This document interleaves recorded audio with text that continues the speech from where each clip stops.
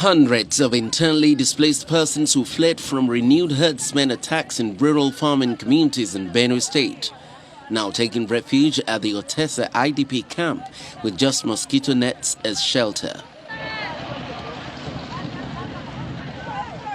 Since the camp opened in April 2021, they have suffered large-scale malaria and other diseases as a result of poor living conditions. Hence, the intervention of the Médecins Sans Frontières in the area of water supply, drilling of borehole, and ongoing work at other facilities. Nobody will know what is happening in Otese here. One of the IDPs speak on how difficult life has become since fleeing from the attacks to the camp. The health condition is not proper because people are not well fed. The facilities in going to toilet and whatever is not fine. There was a time people were almost sick. Everybody was sick. They intervened in vaccination and treatment from Doctors Without Borders. Everything has improved.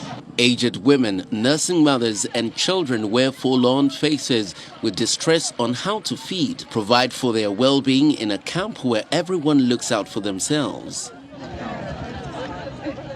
Officials of the international NGO Doctors Without Borders, who speak on the level of intervention, call for inclusive efforts to bridge the gap in the humanitarian crisis, which is now breeding other forms of sexual and gender-based violence, with a record of 210 cases in just 1 year across the camps. One of the major gaps that we found out was those which are related to water and sanitation, as well as those which are related to health. So there was a huge gap in terms of provision of basic health.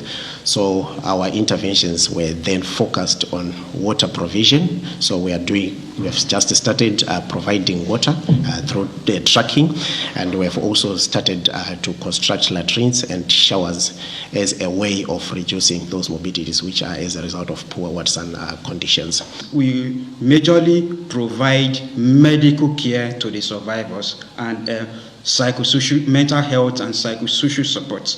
Now, the medical care we provide is to one, prevent unwanted pregnancy and prevent sexually transmitted infections, including HIV, and to treat any form of injuries that are sustained as a result of rape. The governor also believes the surge in IDP population calls for inclusive and coordinated response.